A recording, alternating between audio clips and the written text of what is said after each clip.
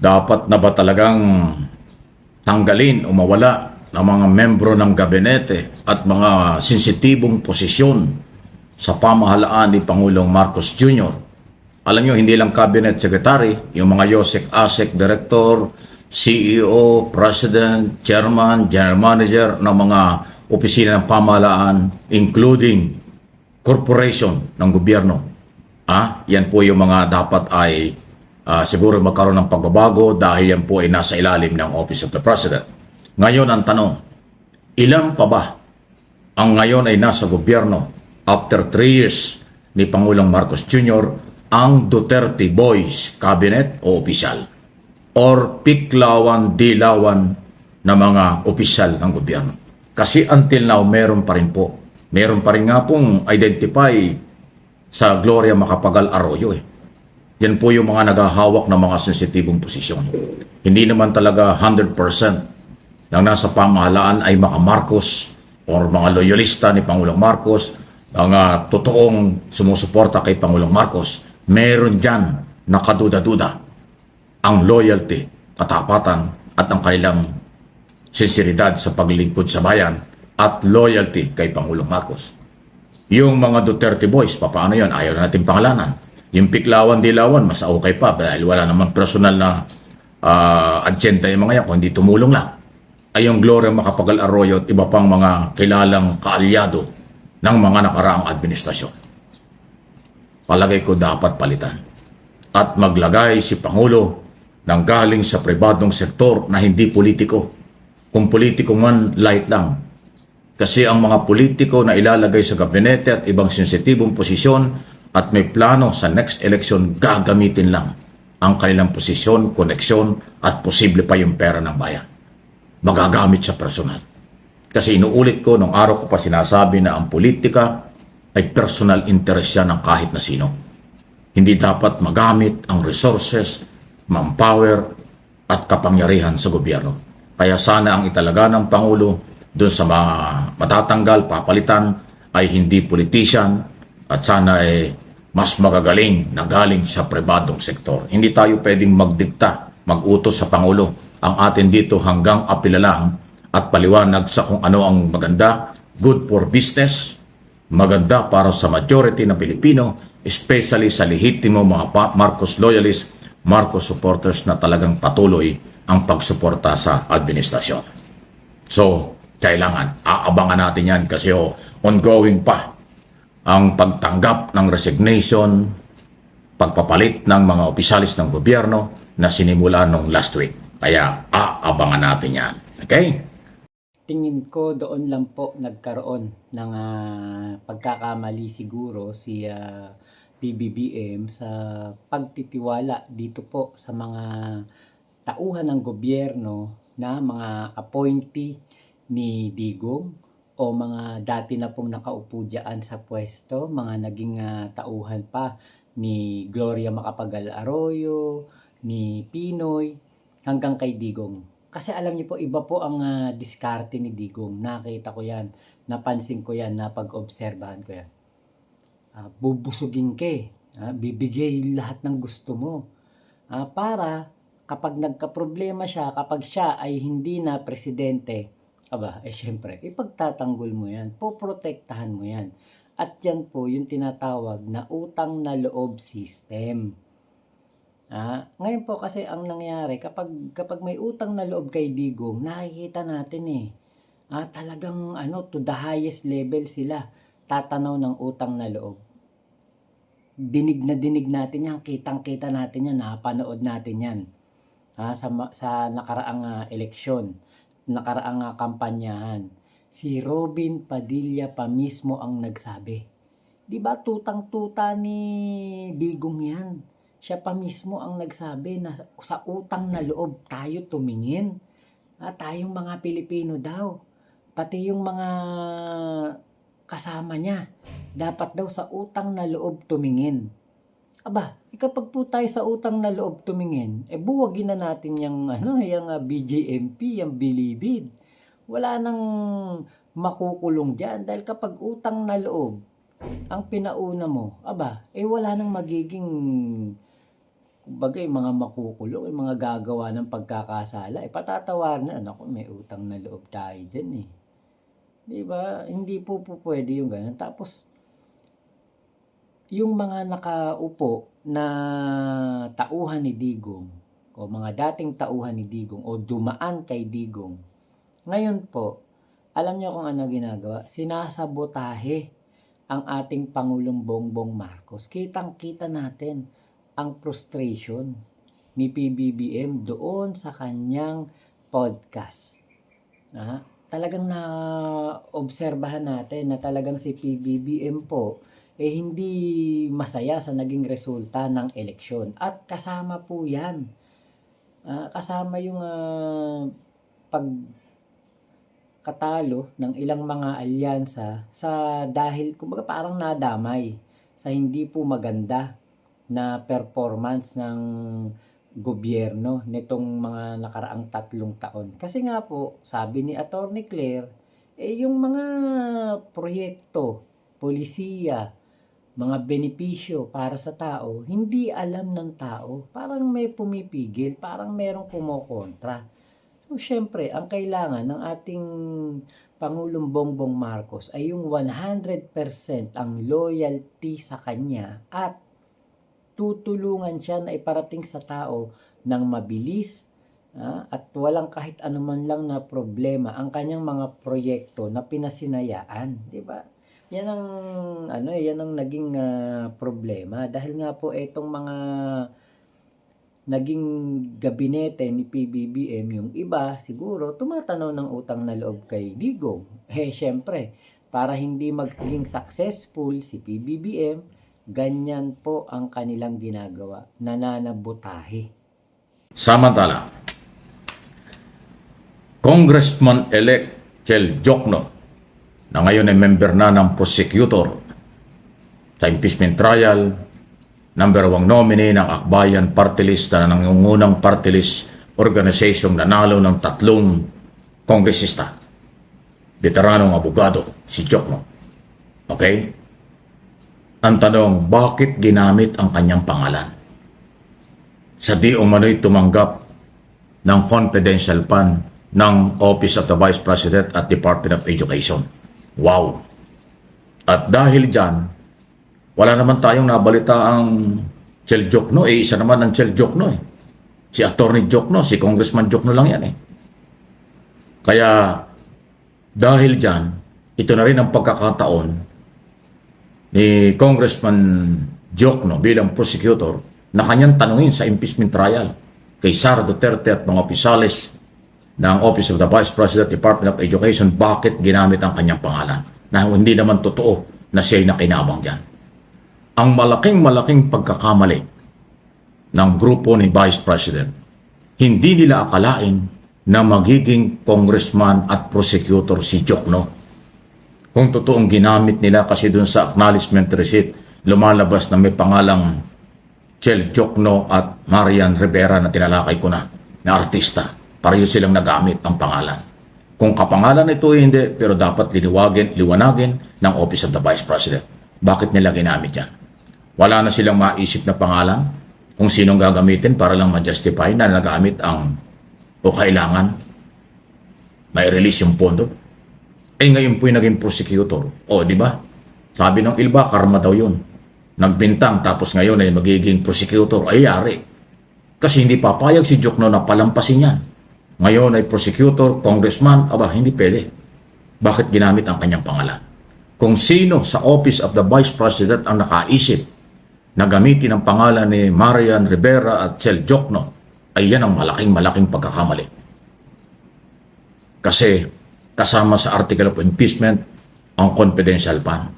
Bakit yung abogado, ngayon naging congressman, idinamay nyo?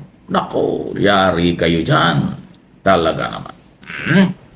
At ayon nga po kay Chel Jokno, ayon sa kanyang obserbasyon, ayon sa mga past hearings, ayon sa mga nakalap na ebidensya ng House of Representatives, mataas daw po ang posibilidad ng conviction ni Sara Duterte. Tapos ngayon, 'di ba, idinagdag pa na pangalan ay nakita si Marian Rivera, pati si Shell Jokno. Actually, pati nga si Dingdong, di ba? Merong pangalan na Dingdong. Nakita ko sa balita nung nakaraan yan eh. Merong Dingdong na pangalan eh. Wala na siguro maisip na pangalan. Sa dami ba naman ng pera? Pero yung 612 million ang pera na kailangan nilang i-audit. Ang kailangan nilang bigyan ng ng resibo, di ba? Eh syempre, naubusan na ng pangalan siguro. Buti nga walang kangkong diyan eh, walang okra. 'Di ba? Ano po ito eh, kumbaga ito na yung matagal na nila sigurong ginagawa sa Davao na hindi pa rin naiimbestigahan hanggang ngayon. Siguro ganyan ang gawain nila sa Davao. Kaya po, ganyan din ang ginawa nila sa DepEd. 'Di ba ganun naman ang style ni Digong eh, ganun ang ginawa nila. Kung ano yung ginawa nila sa Davao na pagtutukhang, kung ano ginawa nila sa Davao na pananakot sa mga tao, ganun din ang ginawa nila sa buong Pilipinas noong presidente na si Digong. So yung style ng kung paano mananakot, kung paano mangtutukhang, ganun din syempre ang gagawin nila kung paano makakapagbulsa ng napakaraming pera. Actually, meron din po ako nabasa na isang article na ito daw pong mga ill-gotten wealth at mga kaperahan ni Sara Duterte, lahat ng kanyang transaksyon sa bangko, nako, mauungkat daw po talaga. Tignan natin kung ano ang mga ebidensya na makakalap nila diyan o nakalap na nila at kung meron po bang magagawa ang AMLAC para masilip pa ng mas malalim ang bank accounts ni Sara Duterte. Sa ibang vlog po natin ibibigay ang detalye niyan. Samantala, balikan natin sandali itong resignation na pinag-uusapan naman. Resignation o conviction? Bah, magkaiba yan Yan ay tungkol ho kay Sara Duterte. Kasi ngayon pinag-uusapan. Matibay daw ang ebidensya. Pag conviction, talagang total ban na siya. Hindi na siya pwedeng pumasok sa kahit na anong public office from local to national. Yun po ang kaparusahan ng conviction sa impeachment trial. Di ba? Ngayon, pag sabi naman resignation, ibig sabihin magre-resign siya as Vice President. Pero, hindi siya ban sa mga darating na eleksyon kasi nag-resign siya. Pero ngayon, ang tanong ito, may epekto ba ngayong magta-trial na ang resignation? Yan ang isa sa mga legal issue dyan. Marami nagsasabing abogado na kahit siya mag-resign, tuloy ang impeachment. Wow. Ibig sabihin, kahit siya mag-resign, tuloy ang trial, pagka-conviction, convict siya. Kung siya naman ay mag-resign, umalis sa Vice President, hindi nangangahulugan na pag nag-resign ka, tapos conviction ang desisyon ng Senador, judges, makakabalik ka pa rin sa pumasok sa politika. Iyan ho yung isang technical at legal na usapin. Kung ito'y ginawa siguro before or noong bago pa lang ang impeachment, o nasun pa lang sa Kongreso, meron ng impeachment na pinag-usapan, nag-resign si Sara, naisalba siguro yung kanyang ambisyon na maghawak na anumang posisyon sa next election. Pero ngayong magta-trial na, nasa Senado ng ang article of impeachment, tapos halimbawa magre-resign para maisalba yung siya'y makonvict at maiban sa lahat ng public office, ay hindi ho yan magiging ganong kadali. Kasi nga, sinasabi ngayon ng mga eksperto, kahit mag-resign, tuloy ang trial. Pagka acquittal, alam problema. Pwede siyang tumakbo sa kahit anong opisina pagdating ng 2028. Pero kung conviction, ang hatol, ban na yan. Mababaliwala yung resignation. Matinding kaabang-abang ito. Kaya sabi nyo, before, during, and after ng impeachment, conforme sa kung anong gagawin ni Sara Duterte, magpapatuloy ang controversial. Magpapatuloy ang mga balita sa kanya. Magpapatuloy ang legal, technical, at political na issue sa mga Duterte. Kasi batas ang pag-uusapan at maraming eksperto pagdating dyan. Tayo naman bilang tulay ng mga impormasyon, lagi lang tayong sasabay at ipapaliwanag sa abot ng aking kakayanan ang mga nangyayari. Kaya please like and share ang ating video. Doon sa mga hindi pa, mag-subscribe. Kung kayo naman ay matagal ng subscriber, salamat po. Huwag kayong umalis. Marami ho tayong pag-uusapan araw-araw. Kaya nga po, yan yung kumbaga ating naiisip.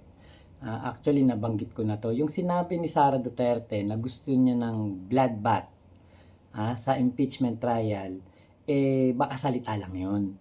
Kasi pwedeng si Sara talaga ay mag-resign kung sakali na makita niya na mukhang tagilid siya at makokonvict siya sa impeachment trial. So, kahit nga mag-resign siya, matutuloy po at magpapatuloy ang impeachment trial. Pero, di ba, yung pong kanyang impeachment trial ay ang mangyayari, pwede siyang makasuhan as a, kumbaga sa gobyerno, taong gobyerno siya dati, kung mag-resign siya, pwede pa siyang habulin sa mga kaso. Kasi po, ang nakikita ko dito ay baka kung sakali na mas lamang na makonvict siya, ay baka po isakripisyo niya na ang Office of the Vice President para makakandidato sa 2028 bilang presidente. Kasi yan nga po yung target, yan nga po yung gusto nilang mangyari. Hindi totoo yun na walang interes si Sara maging presidente sa 2028. Kakandidato yan. Kasi po, wala nang ibang nasa isip niya kung hindi ang ipaghigante ang kanyang ama. Wala na pong ibang inisip niya kung hindi ipagpatuloy ang laban ng kanyang ama. Diba? Kaya po ang gugustuhin niyan ay makabalik sa pwesto, makabalik sa Malacanang, at makuha nila ang lahat ng koneksyon, kapangyarihan para po etong si Digong ay magawa nilang maiuwi dito sa bansa. O kung hindi man, ay baka kasuhan ang lahat ng mga nagpakulong kay Digong doon sa ICC. Diba po, kaya itong impeachment trial, napakarami po talagang twist tayo na aabangan. Napakarami. Kung conviction, kasi wala na, dead end na. Si Sara lang naman ang pinaka-popular na Duterte na pwede pong sumunod sa yapak ni Digong bilang presidente ng bansa. Kaya po baka isalba nila itong pangalan ni Sara, isalba nila itong kumbaga kandidatura ni Sara sa 2028. Kaya po marami ang magpapayo diyan na, 'di ba, na lang siya, mag-resign na lang siya. Kapag po nagpatuloy pa rin ng impeachment, kahit ano pa ang mangyari diyan sa impeachment, 'di ba, kung makonvict siya pero naka-resign na siya, pwede pa rin naman siyang kumandidato kasi nag-resign na siya. Kaya po malalaman natin tong twist na ito kapag nag-umpisa na po ang impeachment trial. Pwede pong maraming sanga, maraming pwedeng mangyari. 'Di ba? Maraming pwedeng bumaliktad, maraming pwedeng maging kakampi ng ating pangulo, kakampi ni Sara, kakampi ni Senate President Chis Escudero, kakampi nitong si Amy Marcos. Di ba si Amy Marcos nga tumitingin na at tingin ko na mukhang nag-uumpisa na po din na manggapang para siya ang maging Senate President. Kasi nga po, syempre alam natin kapag si Amy Marcos maging Senate President ng 20th Congress, sigurado ko na si Amy Marcos po ay hindi hahayaan na ma-impeach si Sara Duterte. So yun na lang ang kanilang last resort, maging Senate President ang kaalyado ni Sara para maisalba si Sara sa impeachment. So yan po, abangan natin ang mga tagpong yan. Napakarami nating abangan sa impeachment trial na ito. Napakaraming exciting twist na mangyayari. So yun lamang po, maraming salamat sa pagsama nyo sa aking vlog na ito. Ingat po kayo. Nasan mang panig kayo ng mundo, Momo, chup chup, love you, love you. God bless us all. Pilipinas, God first.